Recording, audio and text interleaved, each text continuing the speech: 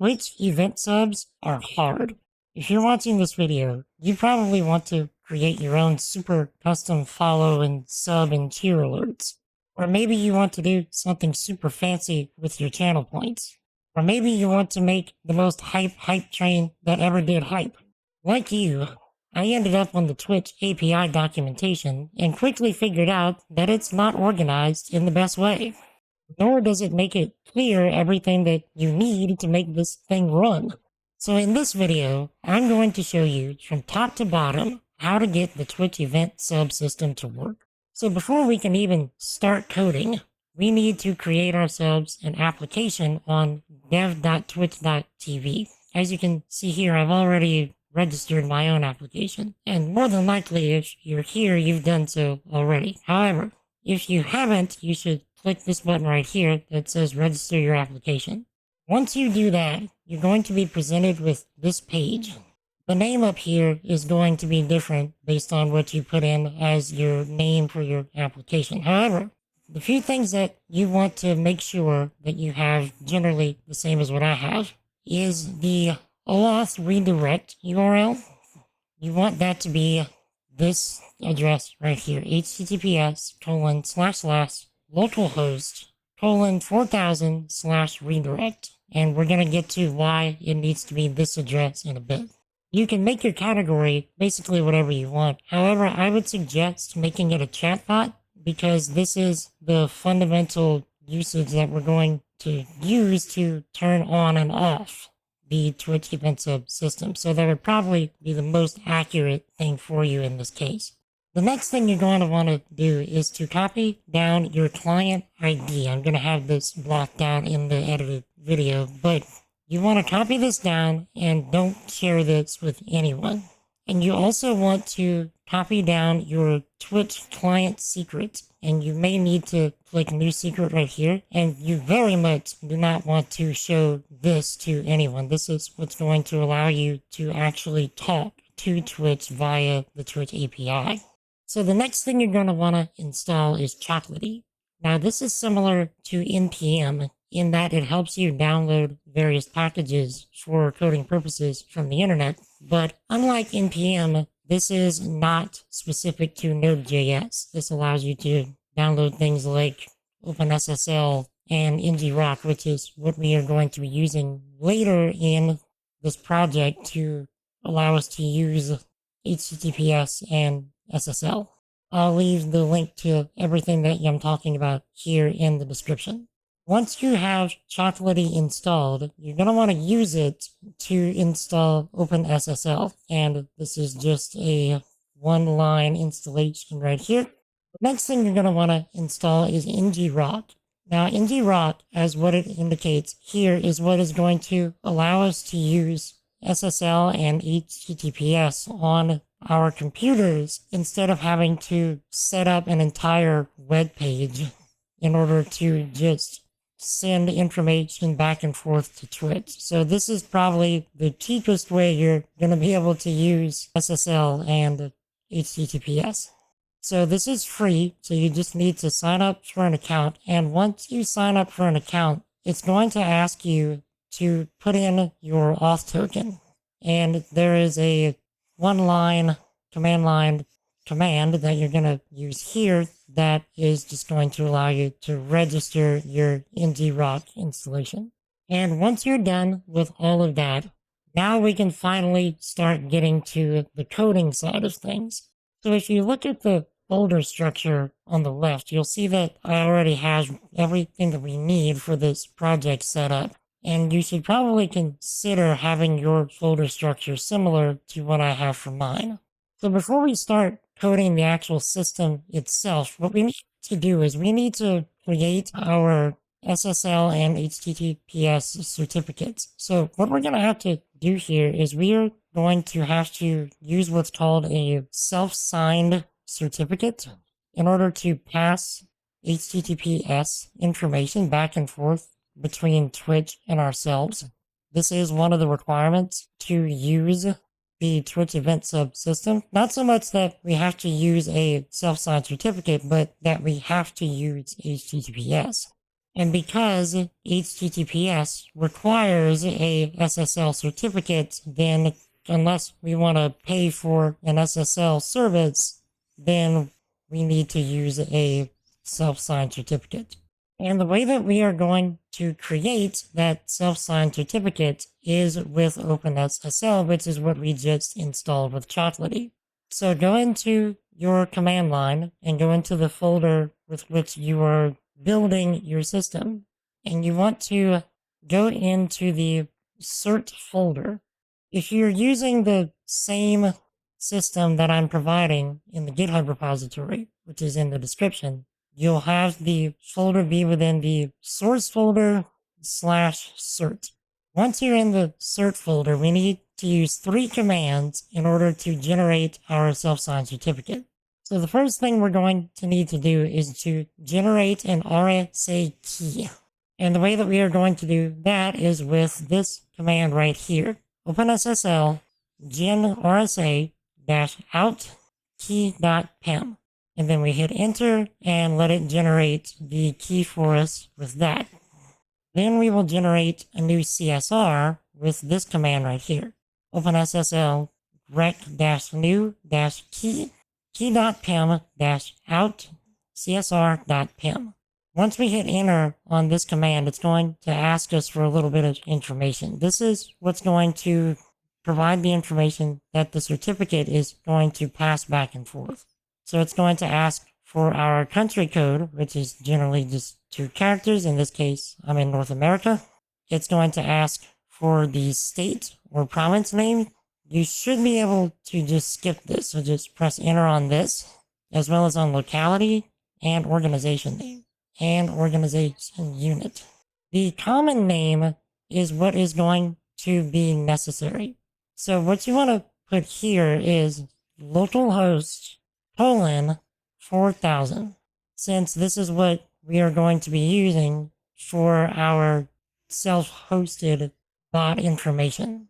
Then just hit enter. You don't need to worry about your email address or a challenge password or an optional company name. And this last command is what's going to actually generate the certificate itself. This is a long one. So this one is OpenSSL x509-rec-days. You want to put 4 nines right here. So 9999. So then you want this to go for multiple years. -in csr.pem -sign key key.pem -out cert.pem. And this is what's actually going to generate the certificate itself based on the information that we just provided in the previous command. And now that we're done with the certificate information, we can just move back up one folder in order to get back into our source folder. And now we can actually begin the coding process. In order to do everything that we're setting out to do, we're going to need 3 external packages from NPM. We're going to need the tmi.js package, we're going to need Axios, and we're going to need Express. So in your command line, you're going to type in the 3 commands that I'm going to leave in on the screen. And then once you've installed all 3 of those packages, what you can do is you can minimize or just remove your command line. And then if you're following along exactly like I am, you'll find in your source directory a file called bot.js. And in this file, we're going to import a number of packages so that we can do everything that we're trying to do. You'll also find right beneath it a file called config.js. Now, this is just a JavaScript file containing a singular JSON object that we're going to be using the attributes shown here throughout this project. And you can get all of the information necessary via the instructions you see on the screen. If you've already created your own Twitch bot, you should already have most, if not all, of this information present, and should be pretty simple to just create a configuration file like this. If you're not familiar with what's going on here, or you've never made your own Twitch bot, you'll find in the links in the description a playlist on how to create a Twitch bot from scratch. So once you've created your configuration file, go back to your bot.js, and then let's start importing the packages that we're going to be using. So the first one we're going to be using is the tmi.js package, which is what's going to allow us to talk to Twitch via a bot. So we're going to say const tmi equals require, and then parentheses, and then a string tmi.js. And the next thing we're going to want to import is our configuration file.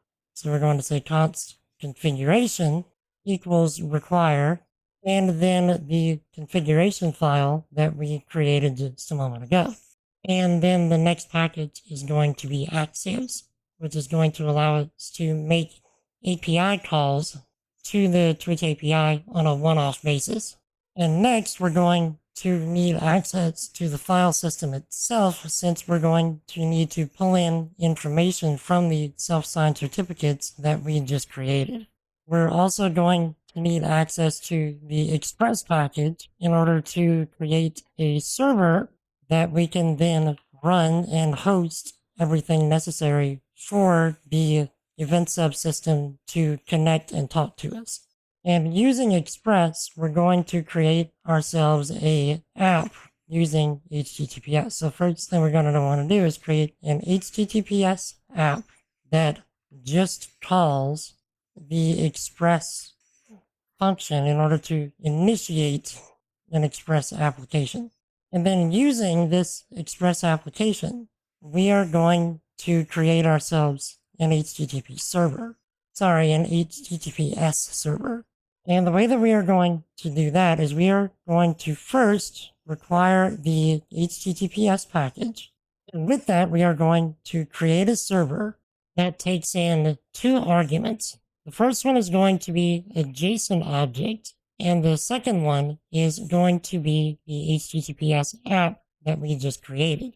And within this JSON object, we need two attributes. So the first one we need is going to be the key.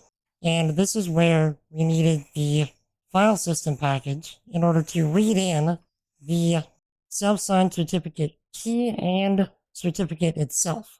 So what we're going to do is we are going to do a read file sync looking for the certificate folder. And within the certificate folder, we are looking for the file key.pem. And the second attribute that we are looking for is the certificate itself, which we will pull in using the same method as a moment ago. We're going to say read file sync, and then we're going to look in the cert folder /cert.pem. The next package that we're going to pull in is the crypto package that comes default within Node.js. And the last package that we are going to need is the HTTPS package, which is going to allow us to make certain calls over HTTPS itself. Now that we've imported all of the packages that we need to get done what we're trying to get done, we need to generate an access token that will be used to send back and forth to Twitch whenever we need to use the API. Now, this access token needs to be generated each time we start the bot, even though technically we could get away with generating this every 60 days. It would probably be best to just get it done whenever we start the bot. So what we're going to do is we're going to set up a variable called access token. We have that as a let because we need that to be changeable. We're just going to start it off as an empty string. Next thing we want to do is we need to make an Axios call to the Twitch API. And the way Axios works is we start off with Axios, and then we're making a post request to the Twitch API. And then we are going to say then, this is a asynchronous call, so we're going to use the then catch method. So we're going to say Axios, and then .then, and then .catch. So this is how Axios works in general. And so the way that I like to do it is I like to, just to keep things cleaner, I like to set up everything in reverse. So let's first bring this down to make it more readable. And then we will do the catch block, which is only going to take a error parameter, and it's going to be a arrow function that we will then use to simply console log out the error. Once we've done that, we can move up to the then clause and then take in the response as a parameter here, which is also going to be an arrow function. And all we're going to do is we are going to set up a constant called response data, and that will be equal to the response.data. And then we will assign the access token's value to the response data.access token. And this is what we'll be using for several occasions throughout this project in order to make one-off calls to the Twitch API. And the address that we will be calling is going to be this long, nasty thing right here. So what you're looking at here is we are making a call to the token section of the Twitch API, and it requires a few query parameters. First, we need the client ID, which is our API key that we've set up through our configuration file. And we also need our API secret, which is also within our configuration file. And the rest of these query parameters are the permissions that we are giving our bot to be able to use through the Twitch EventSub system. So that's why this is such a nasty thing. So we are essentially giving this bot access to everything within our Twitch account. So if you want to limit the things that your bot can do through the Twitch EventSub system, you can just go through this and remove things that you don't want. And now that we've generated the access token, what we need to do is we need to set up the chatbot version of the system so that we can talk to the Twitch API easily through Twitch chat itself. So what we're going to do is we're going to set up a constant. We're just going to call it chatbot. And if you've seen the Build a Twitch Bot from Scratch video series that I've been working on, you will know that this is the same setup that I've used before, so which is why I'm just kind of going through this quickly. If you want a more in-depth analysis of how this is working, you can go back in that playlist and watch everything from the beginning. So what we're doing is we're just setting up our chatbot, we're setting up our listeners so that we can actually use this thing to talk to Twitch chat and essentially just use the EventSub system more easily. So we're just setting up the message handler here, and we're going to set up the message handler to say on message. We're going to then trigger the chat message handler function that we are going to set up momentarily. And then we simply connect the chatbot. Now that we have created and connected our chatbot, let's work on getting the chat message handler created so that we can take in messages and then do something with them whenever they come in. So we are just going to create a regular function. We're just going to call it chat message handler, same as what we put up there. And this is going to take in 4 parameters. It's going to take in a channel parameter.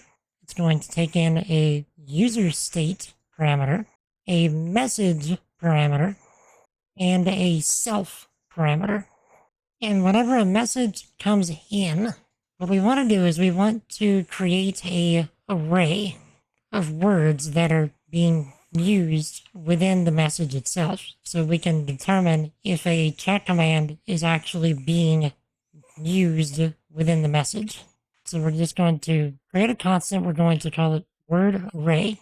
And again, this is the same setup that I use within my Create a Twitch Bot from Scratch series. So I'm just going to quickly go through all of this. So we're just going to split the message by spaces.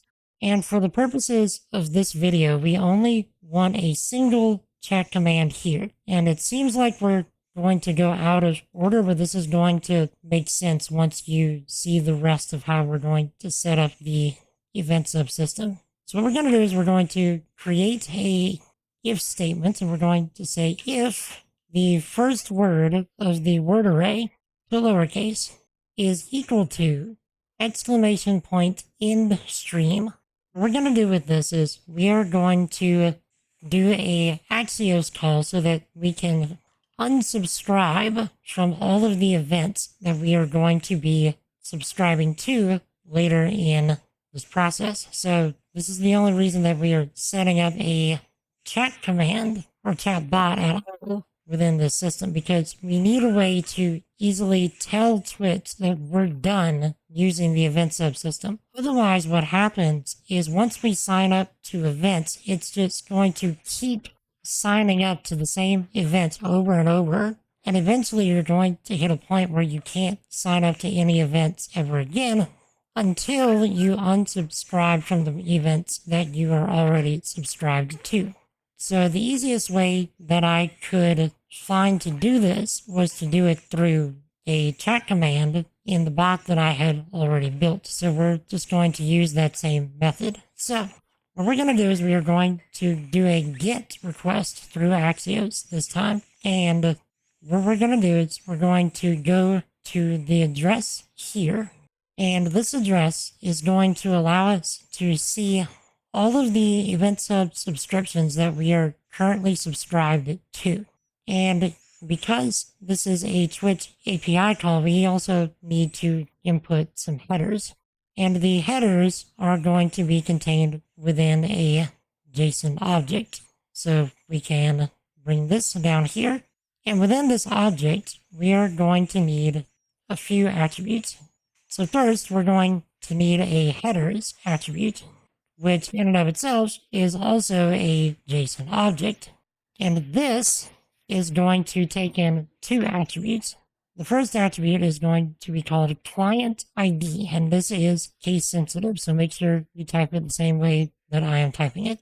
So client ID, capital C, capital I, and the value of this is going to be our configuration.api key. And the other attribute that we are going to need is our authorization. Again, case sensitive, so capital A. And this is where our access token comes in. So this is technically what's considered a bearer token. So we have to preface this with the word bearer, capital B, and a space. And then plus our access token that we generated earlier, which is why we had to do all of this first. And then we can move on to our then and catch clauses. So just as before, let me pull this down, and we are going to worry about our catch clause first, so we don't get ourselves mixed up with all of the various nesting. So in the catch clause, we are just going to do the same thing we did before. We're going to say error into a arrow function, and then we are simply going to console.log the error. And within the then block, we are going to take in, as before, a response, which is going to go into another arrow function. And here we need to first check to see if we have successfully retrieved the information that we're looking for. And the way that we do that is we say if the response status code is 200. So we're saying response status equals 200. If that's the case, we have successfully retrieved what we're looking for from the Twitch API. If we haven't, then we say else.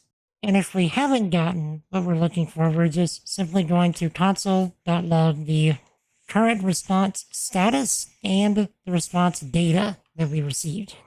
Just like that.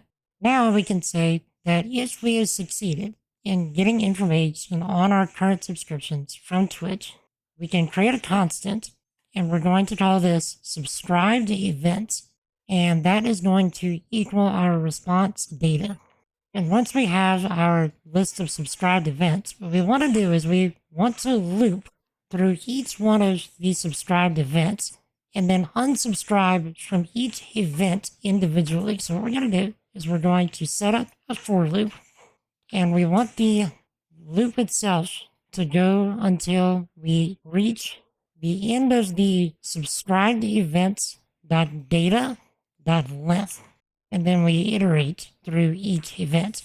And within each of these events, we're going to actually make another Axios call. And this Axios call is going to be a delete request, which seems appropriate since we are unsubscribing from all of our events.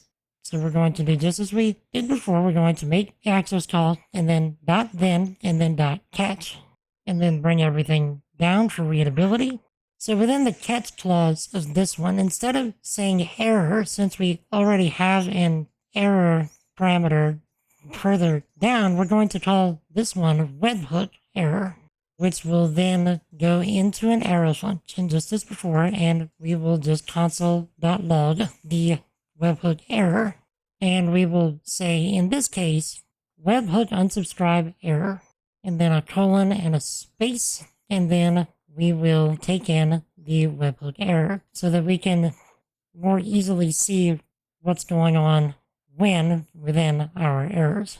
For the address that we are looking for this time, I'm going to copy and paste it in, and we are making another call to the Twitch API, this time again to the subscriptions route, but this time we have a query parameter with the ID attribute, and the ID that we are looking for is the current event within the loop that we are working with, and then we still use the same headers that we used before.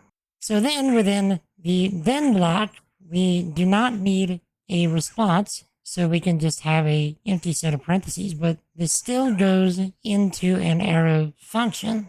And within this arrow function, we simply state within a console log that we have successfully unsubscribed from the event in question. We will say subscribed events.data at the current index .type plus and then unsubscribed. And that's all that we need for the chat message handler. So if you decide to start this off with a fresh bot, this is how you can put in new chat commands in whatever fashion that you want. You would use the same setup as this right here, and then just change the body of the conditional to whatever you want. However, that is everything that we're going to need for the chat message handler, so I'm just going to collapse this for now.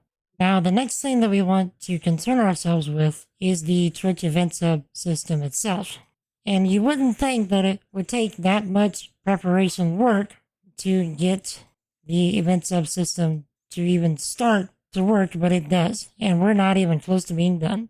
So the first thing that we want to do is we want to create a constant, and we want to call this Ngrok URL, and we are going to start this off as an empty string.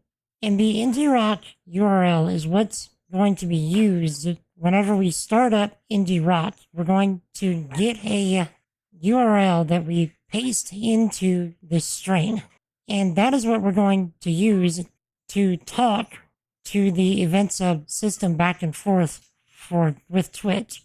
Otherwise, the only way that we would be able to do this is to be able to set up a website on the internet with an HTTPS route and SSL and all that good stuff that would be used by Twitch and our bot to talk back and forth to Twitch. So if you have such a situation where you can do that, you could probably switch your Ngrok URL to whatever address that is that you're running it on. However, we are trying to run everything locally on our computer, so we're going to need to have that come from Ngrok.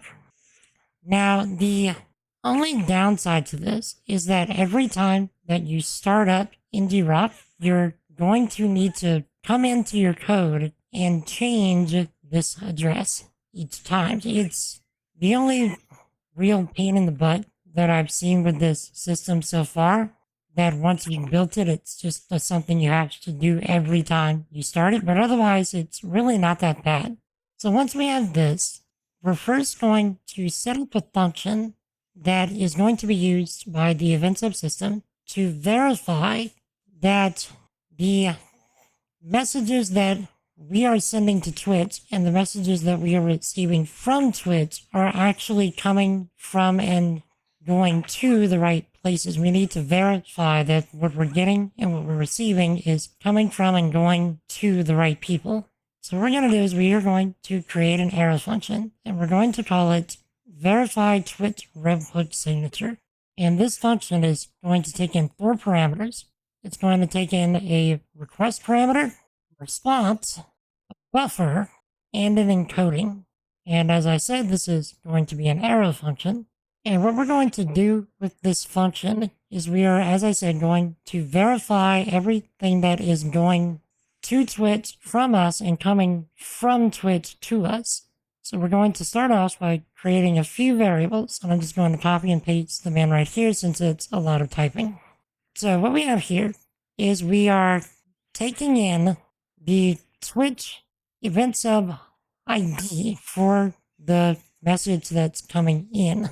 We're taking in the timestamp that Twitch is sending us this message, and we're taking in a signature that Twitch is sending us. And then we are also going to get the current time in seconds, which is what this is right here. And so what we're going to do with this is we are first going to make sure that the message that we have been sent is not older than 10 minutes, because if it's 10 minutes old or more, then the message is no longer valid. So what we're going to do is we're going to get the absolute value of the current timestamp minus the Twitch timestamp. So the current time that we have on our computer minus the timestamp that Twitch has sent us. And if that is greater than 600 seconds, which is 10 minutes, then what we're going to do is we are going to throw an error, which will simply say that the signature is older than 10 minutes and to ignore this request. And then we want to check if we do not have a Twitch signing secret. So we're going to say if our configuration file .twitch signing secret does not exist, then we are going to throw another error, which simply says that the Twitch signing secret is missing. As for what the Twitch signing secret is and what you should be doing with it, you can see within our configuration file, if you're following along with the GitHub repository, we need to create a really long password with numbers, letters, capital letters, and symbols, but no spaces. And so you should have this to be as long as you can possibly think. So I would say that if you're going to do this, you need at minimum 20 characters, at least, because this is for security purposes. And the longer and more random your secret is, the better. And you should never show your secret at any point within your program. So if our message is less than 10 minutes old, and if we do indeed have a Twitch signing secret, what we can do is we can create a new message signature. So we're going to create a new constant, and we're going to call it our message signature.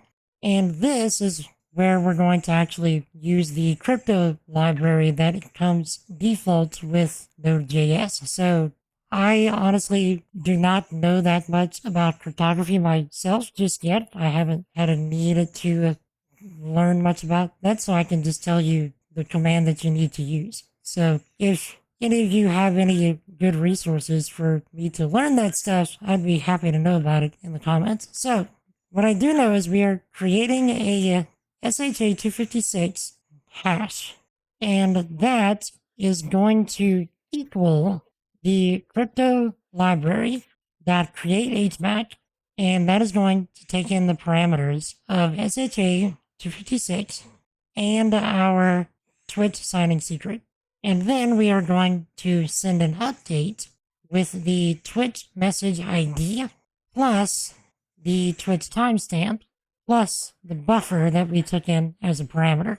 And then we will digest this as hex. So then we can take all of this and just move it down for readability. So now we can check to say if the Twitch message signature does not equal our message signature, then we are not talking to the correct people. In which case, we will throw a new error which simply says invalid signature. And then if everything has worked out up to this point, we can say that else the signature has been verified, and we can simply console.log out that fact. And this is all that we need to do to verify the Twitch webhook signature. And we're going to be using this function in a bit. So now that we're done with this function, we can simply collapse it to save ourselves some space. And now what we can do to further prepare ourselves for stuff that we're going to be doing within the Twitch EventSub system, we can set up another function called a Twitch Webhook Event Handler. And this is going to be another arrow function that takes in a single parameter of webhook event. And this is the function that you will be using to do whatever crazy stuff you want to do within the event subsystem itself. So once you receive something like a follower alert or a cheer alert, or something happens within a hype train or a channel point redeem or anything like that, you're going to do something with that within this function. So since that falls outside of the scope of this video, I'm just going to leave this as a comment right here with an address to help you figure out what each event looks like within the event subsystem. If you would like to see what I do with this system, you can continue watching further videos within the Create a Twitch Bot from Scratch playlist. There you'll see that I actually connect this to an overlay using WebSockets and create my own super custom alerts and channel point redemption shenanigans with an overlay using purely HTML, CSS, and JavaScript. But since we're not going to be doing that in this video, we'll just collapse this function for now.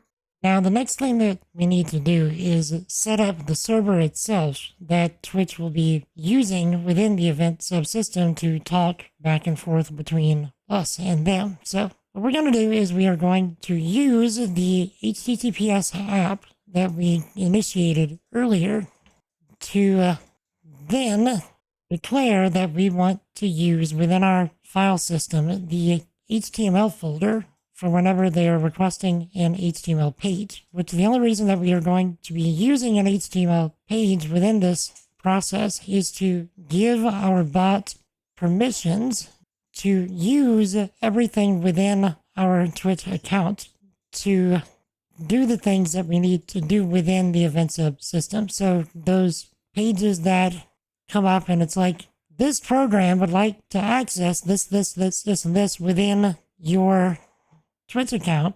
Do you accept or decline? It's that kind of page. So we need to set up a page that can be redirected to so that we can give our bot permission to use our Twitch account in the way that we want to do it so that the Twitch EventSub system can be used at all. So we're setting up a method here so that our server knows that whenever we are requesting an HTML page that we need to look within the HTML folder that you can see on the left within our folder directory. And we are also making sure that we are using the method to parse the JSON that Twitch passes us using a specific function that we hand it. So in this case, this is where we are using the Twitch verify webhook signature that we made just a minute ago. And the way that we do that is we say express.json, which then takes in a JSON object. And this JSON object takes in a single attribute called verify, which has a value of the verify webhook signature function that we created a bit ago. And I just noticed that I misspelled verify. Sorry about that. And now we want to start the server itself. The way we're going to do that is we're going to say https server.listen.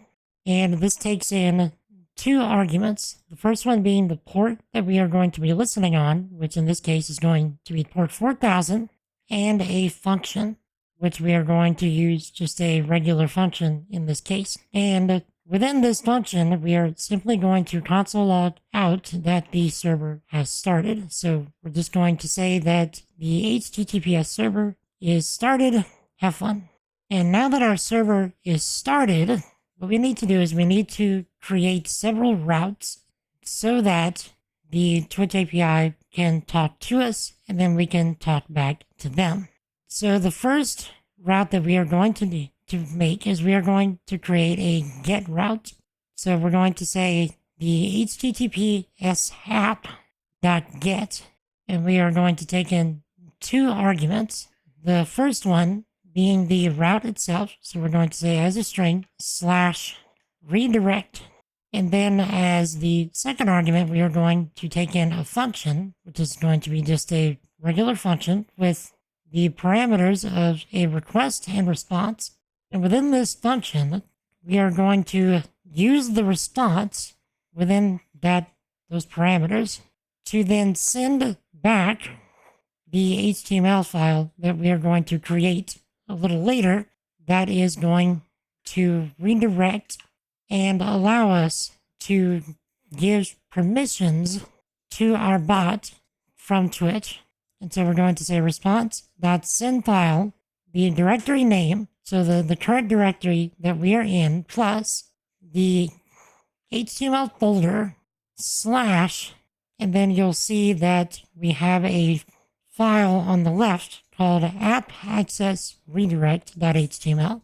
And if you are curious what that file looks like, I set it up already. It's just simply a basic HTML5 page where all we're doing is we have within the body tag an h1 tag that just says you can now use your bot to use the Twitch EventSub system.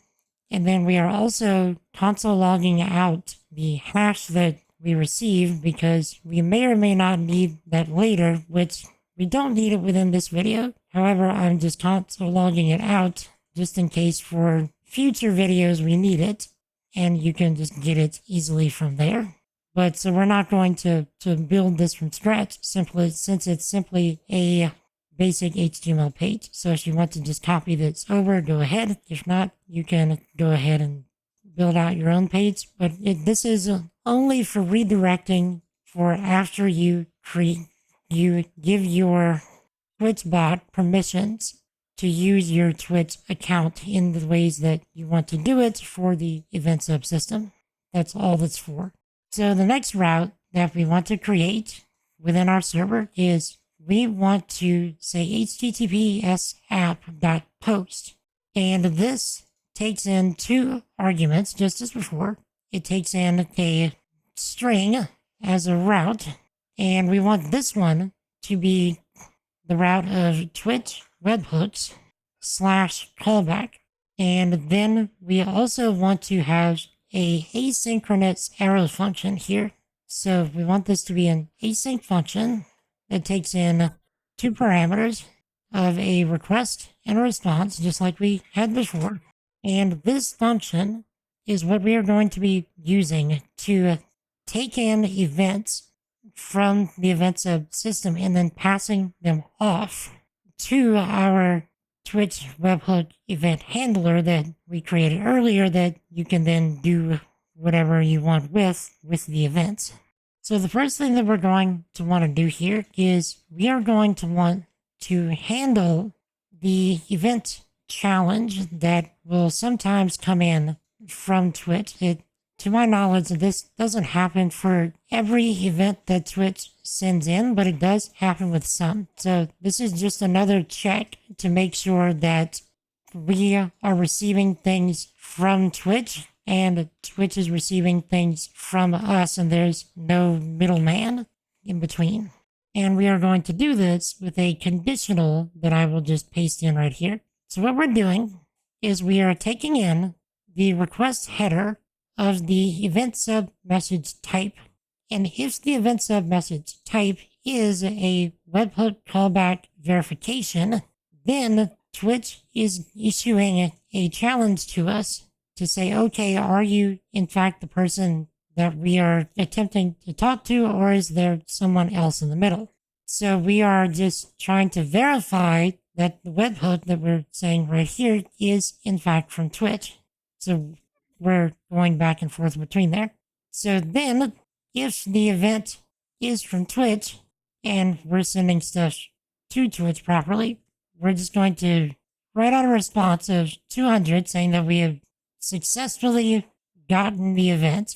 And if we want this to be a plain text content type, and then we're just going to write out the challenge that Twitch sent to us, and then we're just going to push it right back.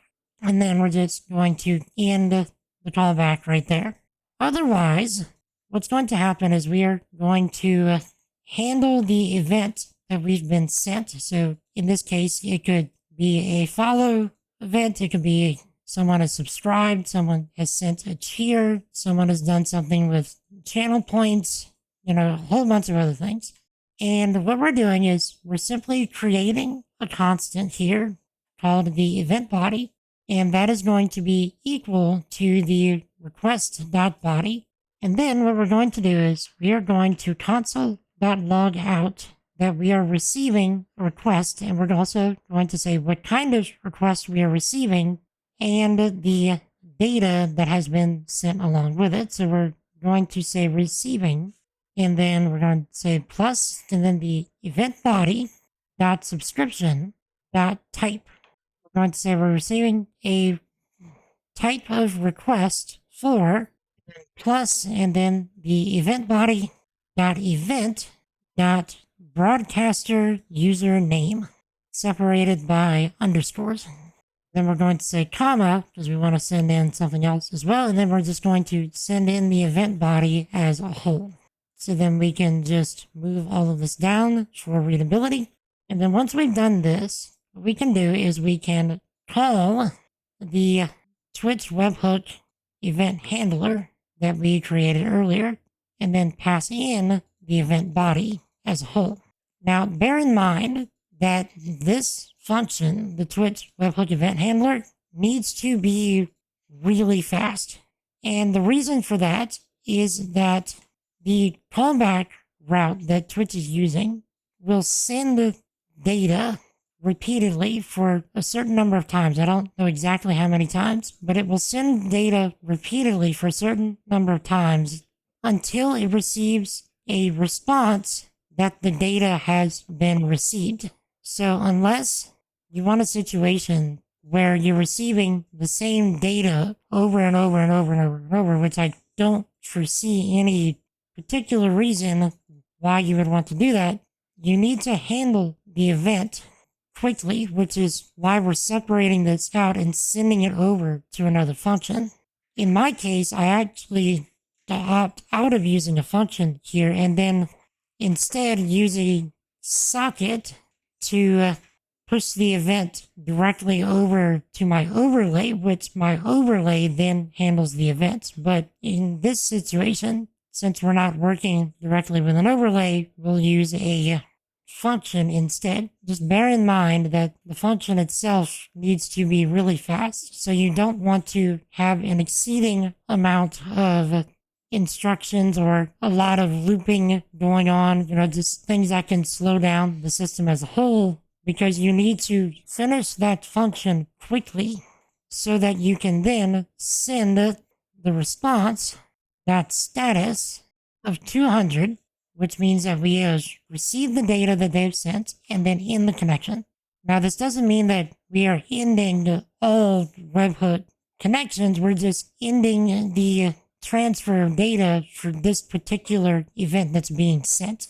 So this route, this Twitch webhooks / callback route, is going to be triggered quite often. So every time you receive an event, this route will be triggered.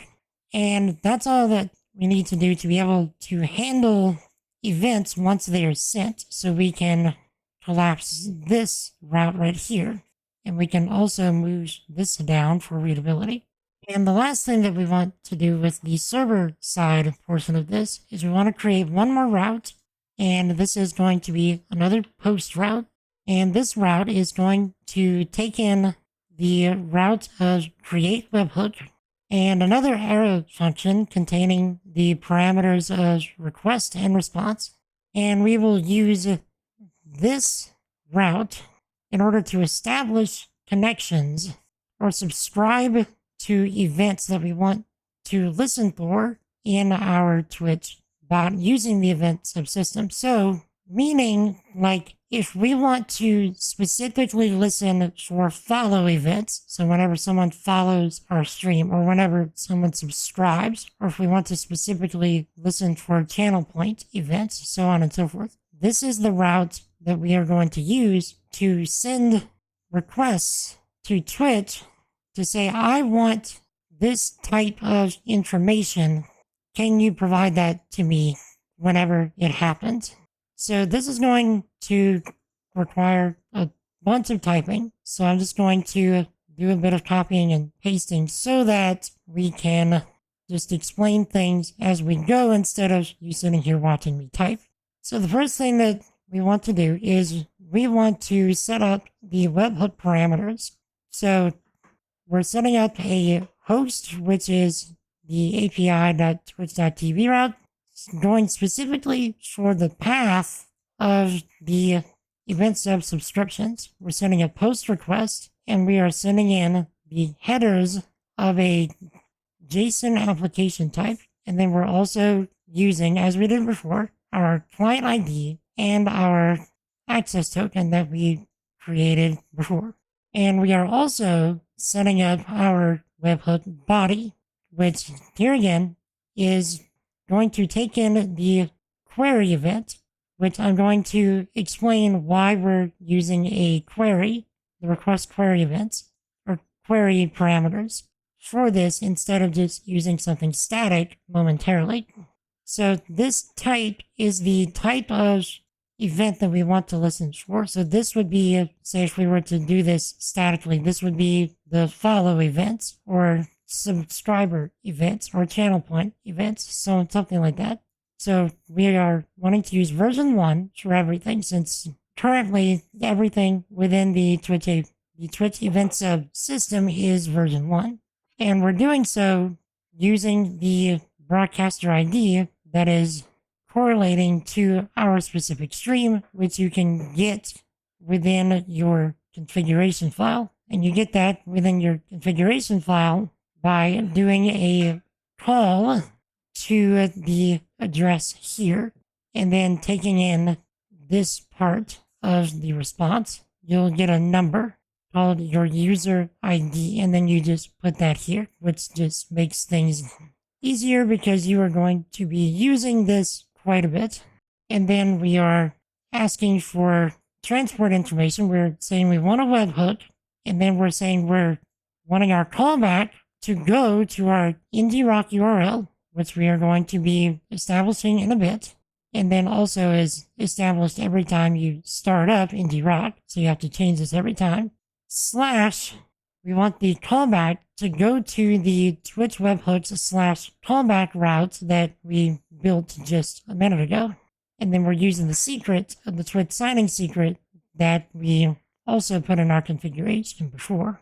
And then we are going to handle the response data that we get back from Twitch. So we're going to say is we're going to take in the webhook request. We're going to make a request, an HTTPS request, using the parameters that we just set up, and then taking in a result that then comes back, and then we're going to say we're setting the character type to UTF-8, and then once this is done, we are going to take the data and then assign that to our response data handler or variable up here, and then we are going to parse that data and then send it back. And then we are going to handle any errors that come up and then close the connection so that we don't end up using more data than we need to and just tying things up. And all of this that I copied and pasted, I found on a GitHub repository that I believe, if memory serves, because it's been a little while since I've done this, was a direct Twitch example of how to do this that I then modified slightly to use query parameters instead of just hard coding webhook requests. And I will leave all relevant links to things like that in the description down below. So now that we're done with this, we can collapse this as well. And now it's time to actually make requests to the Twitch EventSub system in order to sign up for events that we want to listen to. So we're going to create a constant, and this is going to be an array. It's going to be a really long array. Let me just copy and paste it right here. And this array is a list of every type of event that we can currently listen for within the Twitch API.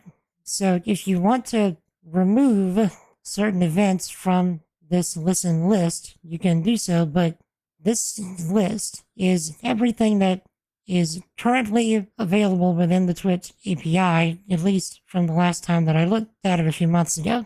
What we're going to do is we are going to use this within our initial call to get our access token, to then once we have gotten our access token, we are going to use that access token immediately to then sign up to all of the events within that list.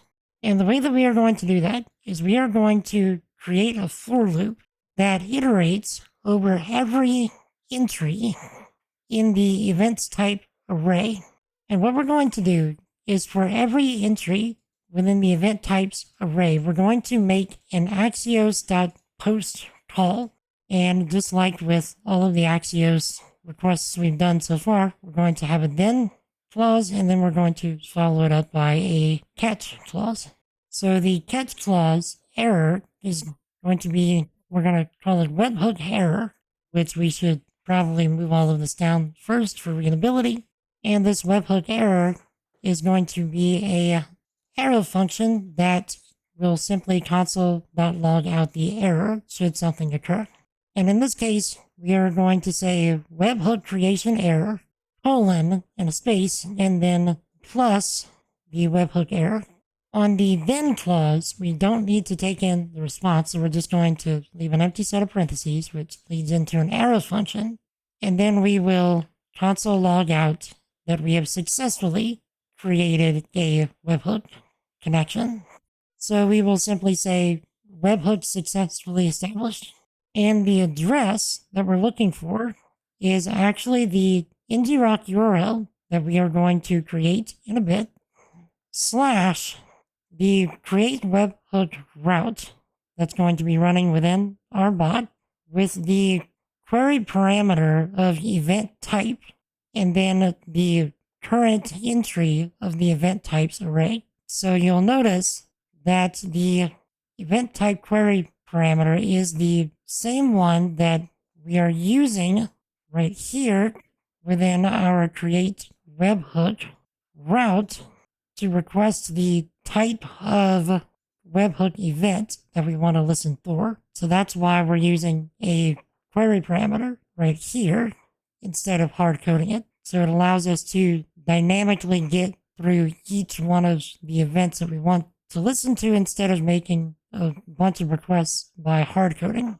And that is all of the coding that is going to be necessary to make the event subsystem work. However, the next thing that you need to do before we can actually turn this on is we need to go to this address right here. And this is a nasty one. So I will leave this address in the description so that it will be easier for you to copy and paste. Now, what you're looking for here is you want to replace this section right here where it has the pointy brackets and the your API key. You want to replace that. You want to remove your pointy brackets and replace that with the API key that you have within your configuration file. And then once you go to this page, what you're going to get is a page where Twitch is saying, hey, this app wants to request permissions to use these things on your Twitch account. do you accept or deny, just like any other Twitch app that you've probably used in the past. So, and then it's going to list out all of the things that it wants access to, in which, in this case, we are giving the bot that we're building access to everything within our Twitch account. So once you accept that, it's going to redirect you to the redirect page that we established earlier, that basic HTML page that we had earlier. Now, as a fair warning, your browser may warn you that the page that you're trying to go to is not secure. And that is likely because we're using a self-signed certificate. There is actually no danger in what we're doing. So if you dig around the page, depending on the browser that you're using, you can typically find something that says, I accept the risk, please move on. And once you move on to the page, you will be redirected to the page that says you've successfully given your bot access to the Twitch EventSub system. And now we are ready to start up Ngrok. And in order to use Ngrok, you need to either open up your command line or you can use PowerShell. I'm rather biased towards PowerShell myself. And then what you want to do is you want to type in this command right here that you see on the screen. So Ngrok space HTTP space dash bind dash TLS equals true, and then space, and then HTTPS colon / localhost colon 4000. And then once you press enter, what it's going to do is it's going to show all of this stuff right here. And what we're looking for specifically is this address right here. So this is the Ngrok address that is being forwarded to our bot. So whenever we do this, what we want to do is you want to highlight this and copy it. And then you want to go back to your code and then come up here to your Ngrok URL right here. And then just paste in that address. And you will need to do this every single time that you start up your bot. So before you start up your bot, you need to start up Ngrok, and then you need to copy that address, that forwarding address, paste it in here, and then you can start your bot. So in order to start up your bot, just open up your terminal of choice. Make sure you are in the same folder as the bot itself. And so since our bot file is just called bot.js, what we're going to do is we're going to say node and then bot.js and then press enter. And you will see that we have successfully established connections with several webhook events. Even though we are getting the same type of message over and over, we have established connections with all of the events that we have taken in from Twitch itself. And so now it's up to you to go into your Twitch webhook event handler and decide what happens whenever something happens on your stream that takes in an alert or an EventSub event. So follow alerts, sub alerts, cheers. This also works with channel point redemptions. This works with hype trains. This works with all kinds of things. And I'll leave a link in the description for all of the things that you can do with this. And so we also want to make sure that we can also unsubscribe from all of the events that we have subscribed to. So I'm in my Twitch chat right now and I'm typing in exclamation point in the stream. And I press enter. And it is unsubscribing from all of the events we have subscribed to within the Twitch event subsystem. If you do not do this at the end of your stream and then you just keep starting your system over and over and over again, eventually what's going to happen is that you will no longer be able to subscribe to further events until you unsubscribe from all of the events that you've subscribed to before. So this is just to prevent issues with having things always on and Twitch using resources that they don't want to have used in excess. And so now that all of this is done, you can safely close your bot. And that is everything that you need to know from top to bottom of how to use the Twitch EventSub system. If you have any questions or any comments, any concerns, any suggestions on how I could make this clearer, please leave a comment. And if you found this useful, please subscribe. Consider turning on that bell to get notifications for future videos. And if you would like to continue on with this journey and see how I implement the Twitch EventSub system for my own bot, you can click the video right here. Thanks for watching.